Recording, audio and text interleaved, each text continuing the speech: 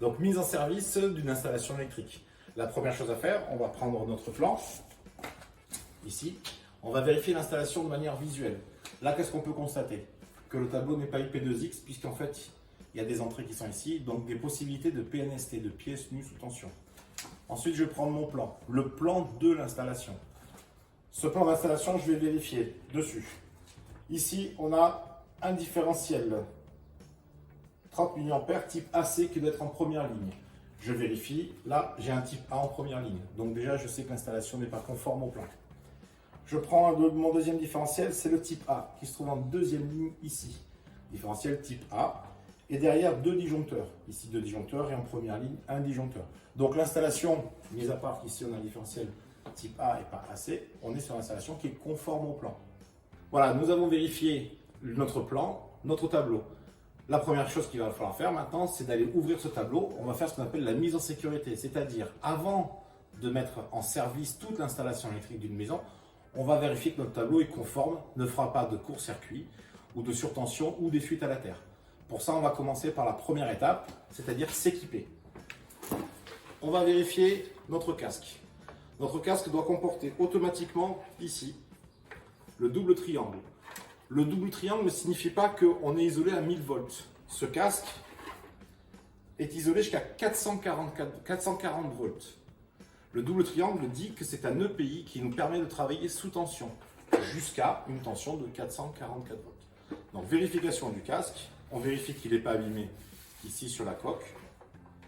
On ouvre la visière, on vérifie que la visière n'est pas fissurée, n'est pas rayée, auquel cas il nous faudra dire je ne peux pas travailler avec cet outil-là, je dois le changer. Donc là le casque, tandis qu'il est neuf, la visière est en état correct, le casque est en état correct, le fonctionnement est en état correct, la jugulaire n'est pas abîmée, important aussi la jugulaire. On a ici le sigle double triangle, donc avec ça c'est conforme. On a éventuellement, si vous voulez, les dates de péremption qui sont sur le côté, avec la date de fabrication et la date de péremption. Une fois le casque vérifié, je vais vérifier les gants. Les gants, pareil, doivent avoir un sigle double triangle. Ce double triangle nous autorise à travailler sous tension avec cet appareil-là. Ici, ce sont des gants classe 00 jusqu'à 500 volts. Ici, marqué ici. On a aussi une date de péremption éventuellement sur les gants. Pareil, si la date de péremption, si les gants sont périmés, il ne faut pas travailler avec. Il faudra demander à ce qu'on les change, étant donné que c'est notamment du caoutchouc et qui peuvent craquer. Donc, première vérification des gants. Je pose un gant, je prends un gant. Si les gants sont très souples, on met deux doigts, comme ça, et on tourne.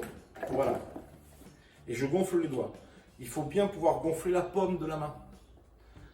Ici, le gant est étanche, ce gant est bon. Une fois que j'ai testé ce gant-là, je le pose sur une surface lisse qui n'accroche pas, pour ne pas le percer entre deux. Je fais la même chose sur le deuxième gant.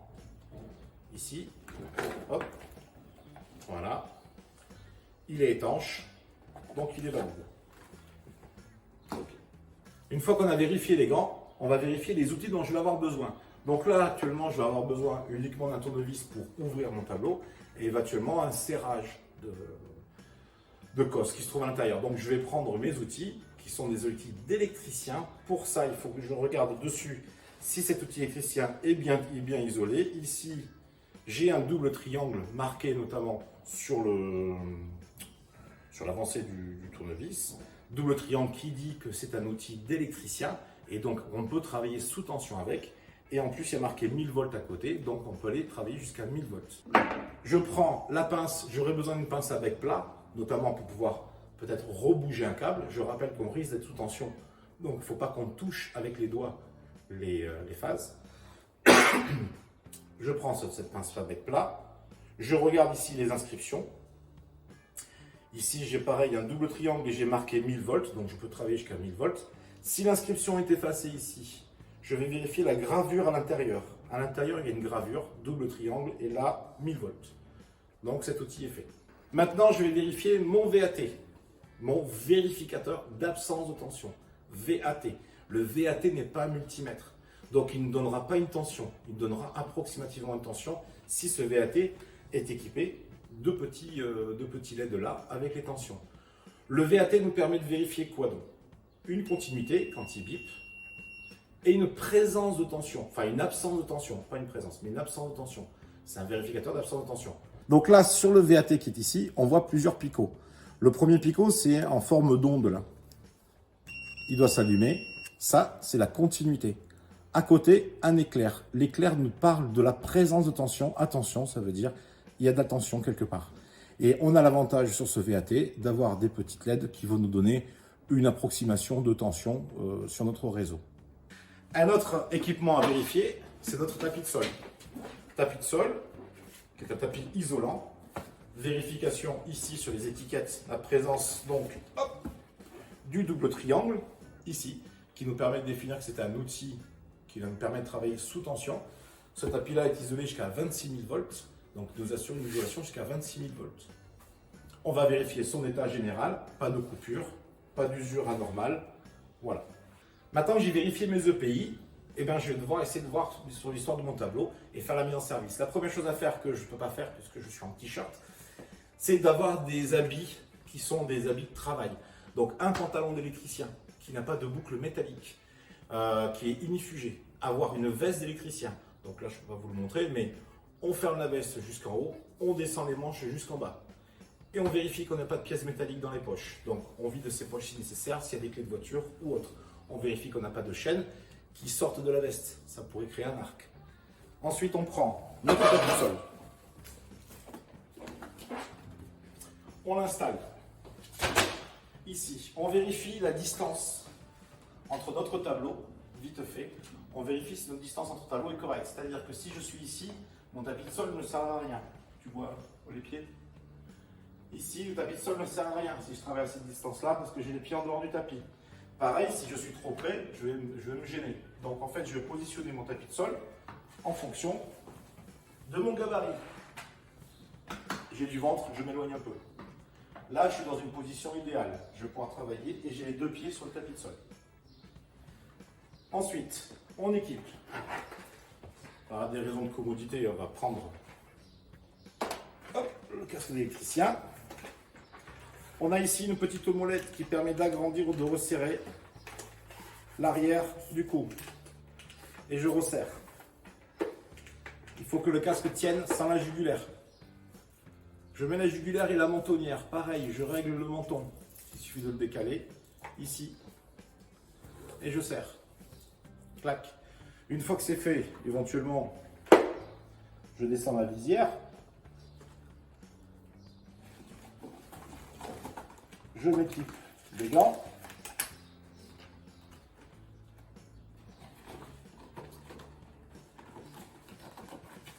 Voilà. Je rappelle, en théorie, j'ai une veste boutonnée jusqu'en haut, le pantalon électricien, la veste d'électricien, une pièce métallique. Je suis apte à démarrer ma vérification et à ouvrir mon tableau. Voilà, je suis équipé, je suis prêt. À partir de ce moment-là, je peux travailler en sécurité. Je ne sais pas si le tableau est sous tension ou pas. En théorie, j'ai vérifié que tous mes disjoncteurs et tous mes interdifs sont baissés. En théorie, je ne suis pas sous tension, mais je n'en ai pas encore la preuve. Donc, je vais ouvrir le tableau.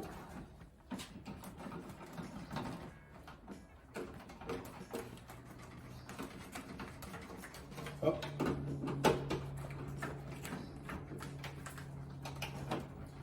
Pourquoi je suis équipé comme ça? Parce que même si le tableau est IP2X, pour l'instant, IP2X, ça veut dire, je rappelle, IP2X, c'est que je ne peux pas passer les doigts dessus. Donc ce tableau-là n'est pas IP2X parce que je peux passer les doigts dessus. À partir du moment où j'ai fait ça, je suis en présence de PNST, pièces nues sous tension, donc des risques potentiels électriques. Là, j'ai mon tableau. La première chose à faire, c'est prendre mon VAT. Ramasser mon tournevis. On teste toujours. Je viens la vérifier entre le neutre et la phase. Je n'ai pas de tension, ni de continuité. Là, c'est parfait. Je vérifie. Mon VAT fonctionne bien.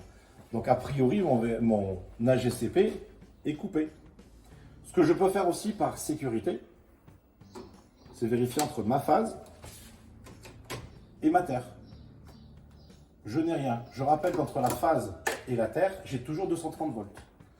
Si je ne suis pas sûr de la de l'installation électrique, puisque je suis en rénovation, je vais quand même vérifier un petit peu le neutre et la terre. Voilà. Je n'ai rien, donc a priori, je travaille hors tension. Je vais vérifier sur un montage sur une maison neuve que vous avez installée. Ces différentiels, vous savez, sont branchés sur vos bornes ici. Si vous êtes en rénovation sur des vieux tableaux, il n'est pas improbable que ces différentiels soient branchés ailleurs.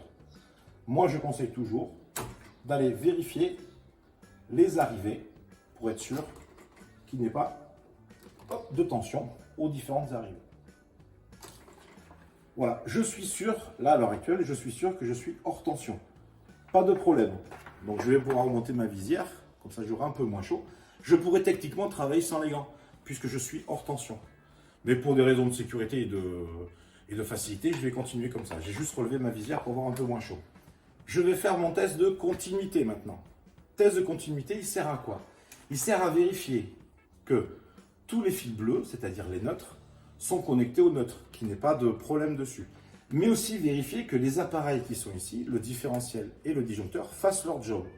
Je rappelle, le job principal d'un différentiel ou d'un disjoncteur, c'est de couper le circuit, c'est-à-dire d'ouvrir le circuit. Ce n'est pas de le fermer, c'est de l'ouvrir. C'est notre sécurité qui l'ouvre. Donc ce que je vais faire, c'est me placer ici, sur le neutre, et vérifier là. Ça bip, j'ai le petit voyant là, onde, qui me dit que j'ai une continuité. Parfait, c'est normal. Je vais ensuite vérifier au-dessus. Pas de continuité. Donc a priori, cet appareil fait son job de coupure. Je fais la même chose, je lève l'appareil et je vérifie.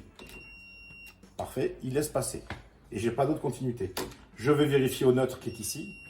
Pourquoi je vérifie en haut sur toutes les vis? Parce que en faisant ça, ça me permet de voir que j'ai une vis mal serrée. Donc à ce moment-là, pour éviter tout problème, je prends éventuellement mon tournevis et hop, je fais mon resserrage. Je continue mon test de continuité, donc j'ai vérifié dessous. Je rappelle, je vérifie l'absence de continuité. Je vérifie la présence de continuité. Je vais jusqu'à l'autre neutre. Je vérifie l'absence de continuité. Et je vérifie la présence de continuité. Une fois que c'est fait, je coupe tout. Je recommence avec la phase.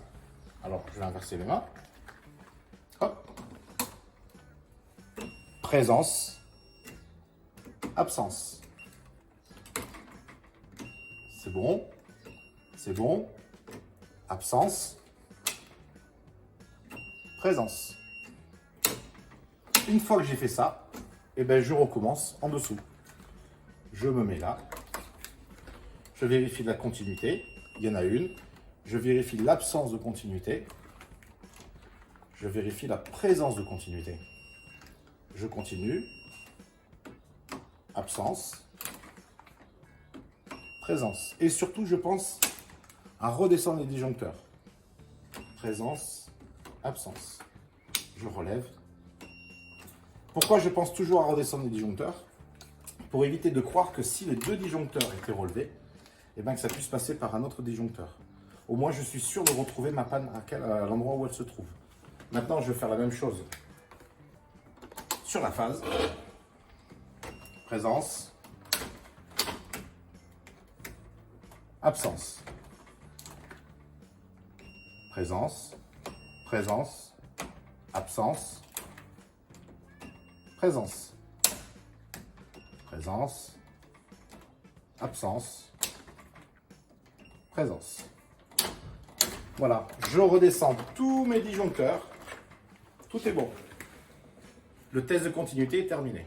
Bon, là, je viens de vérifier qu'on a fait les tests de continuité entre la phase et toutes les phases et tous les neutres ensemble. Le test de continuité est terminé au niveau des phases et neutres. Ce qui est intéressant, c'est quand le tableau est ouvert, c'est de vérifier que toutes les terres de la maison sont connectées ici à la barrette terre. Pour ça, ben, il suffit soit de se brancher à la barrette ici ou de prendre en dessous, d'aller vérifier sur les prises ici, un test de continuité. Il faudrait pour ça démonter éventuellement les lampes, mais si vous avez déjà wagoté, vous pouvez tester rapidement. Vous vous mettez au point le plus loin et vous testez votre prise de terre. Ça vous permettra de vérifier que vous avez bien connecté toutes les terres ensemble et qu'elles arrivent bien au tableau. Donc là, j'ai fait mes tests de continuité. Je pouvais travailler en sécurité parce que j'avais vérifié qu'il n'y avait pas de tension. Donc en fait, techniquement, je pouvais faire ça. Maintenant, je vais mettre sous tension. Comme je veux mettre sous tension, j'ai ma visière relevée. Je vais redescendre ma visière. Je suis toujours équipé de mes EPI et je me protège. Je reprends mon VAT. Je vérifie bien que tous mes disjoncteurs soient ouverts, c'est-à-dire qu'ils soient baissés, que les circuits soient ouverts. J'ouvre le disjoncteur. Je teste le différentiel. Tester le différentiel, c'est un différentiel 500 mA, c'est pour être sûr qu'il va couper à un moment donné s'il y avait une grosse fuite à la terre. Donc on teste toujours le différentiel.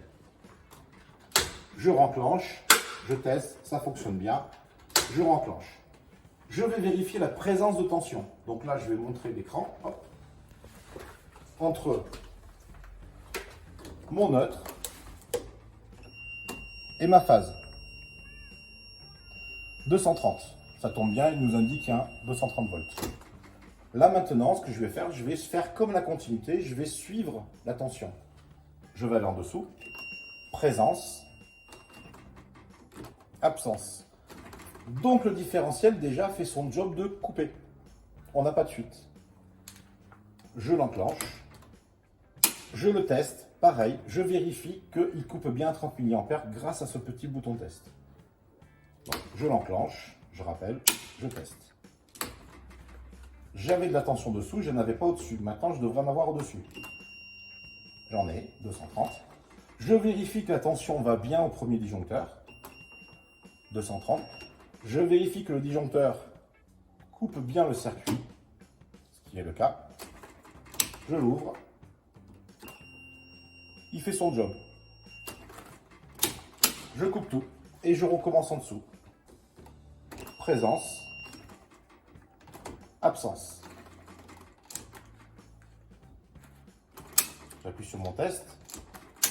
Voilà. Donc il fait son job de couper à 30 mA.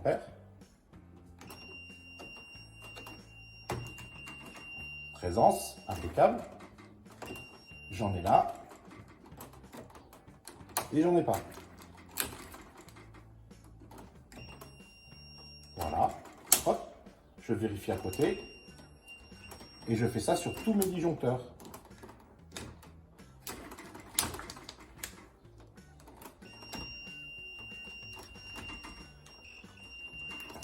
Voilà. De temps en temps, je vérifie mon VAT. Je coupe tout. C'est terminé. Par mesure de sécurité, je vais couper le courant. J'ai déjà vérifié tout à l'heure. Je suis hors tension. Donc, je n'ai plus de risque.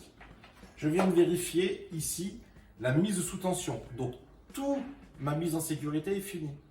On a terminé notre mise en sécurité. On sait qu'il n'y a pas de continuité inappropriée entre une phase et un autre. On a fait les tests de continuité. Donc, on sait qu'on ne risquait pas de courjus. À partir de ce moment-là, on a pu mettre sous tension. Et quand on a mis sous tension, on a bien vu que tous nos appareils coupaient correctement le circuit. Terminé pour la mise en sécurité.